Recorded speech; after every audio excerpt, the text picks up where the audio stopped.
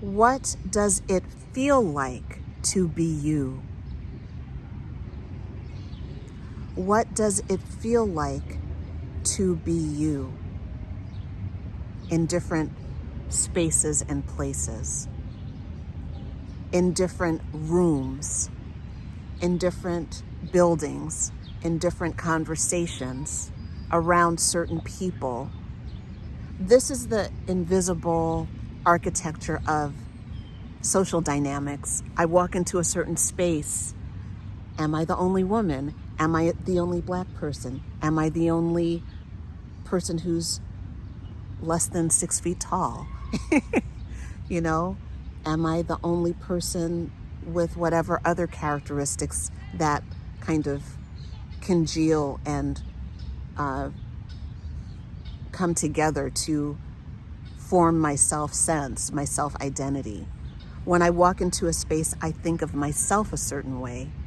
And I look around and begin to compare and say, who else is here?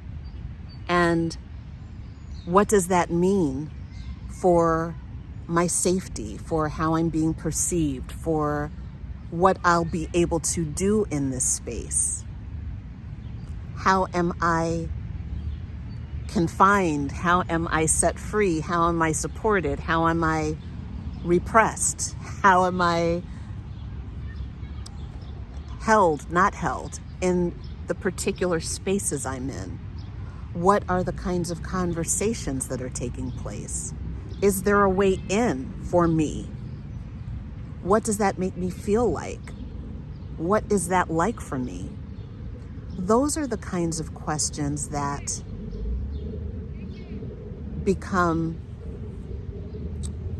reasonable, expected, normalized when you have an embodiment practice, because you become this person who notices not only your own sensations, but you notice dynamics, you notice patterns, you notice relationships, you begin to notice. As someone with an embodiment practice, you become a person who notices. You become a noticer. And so you become aware of the quiet, unspoken inner architecture of things. You become curious about causality. You become curious about root causes. You become curious about what's going on here, you know? And in that space, you interact differently, and you hold yourself differently too. I have come to find that I'm a person. I'm not just a performance of a person.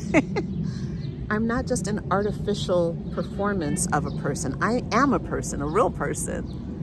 And I am in the world as it is, as myself, more and more and more and more. Sometimes awkwardly, always imperfectly, but willingly, curiously. And that places me in a conversation about what's true, what's real for me, and also what I'm noticing around me. The beauty of this is that an embodiment practice supports us in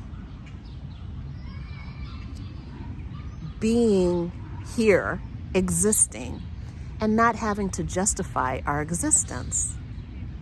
I think one of the most painful aspects of being alive is feeling like you have to justify your existence by doing, producing, pleasing, or whatever it is. And we use those phrases so casually. Oh, she's a people pleaser. Oh, I don't want to be a people pleaser. Oh, I don't want to. But there's a lot of heaviness around those experiences as well. The erasure of you, the erasure of the self, the abandonment of the self can be really painful.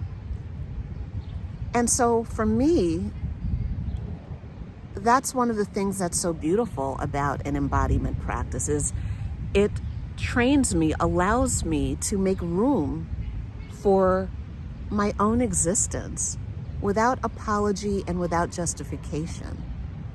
Because I'm here. I know I'm here because I can feel my body. There's no argument. Whether or not someone else thinks I should be here, I am here. And there's a kind of expansive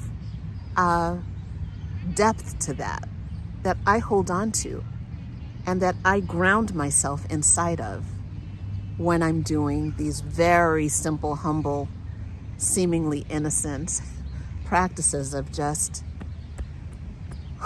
touching my chest or relaxing my shoulders. That's where this goes for me. That's where an embodiment practice takes me. So right now, I invite you to relax your shoulders. I invite you to soften your jaw. I invite you to notice where you might be clenched or bracing or squeezing and just let go a little. Yes, there's a physical benefit to doing that. I frown a lot and I'm noticing now, oh, I can relax my face even more. So yes, there's a physical benefit to doing that, but there's also a kind of, it's not even emotional, a kind of existential benefit to noticing that. Oh, I'm here. Okay, yes, I exist. Indisputable. I am here, you know? There's something, for me, so important, so significant about that. So, if we haven't met before, my name is Brigitt Thompson, and I'm an embodiment coach. And I'm here to remind you that you're a person. I'm here to advocate for long pauses, to advocate for making room in social settings and public spaces for more conversations about interiority, for more moments of acknowledgement that I'm not just what I do. I'm who I am. I'm who I'm being. I'd like to have more conversations like that. I'd like to create more spaces of support for that. So wherever you are in the world, I hope that you have a more embodied day, moment, evening, life, and I will see you again soon. Bye.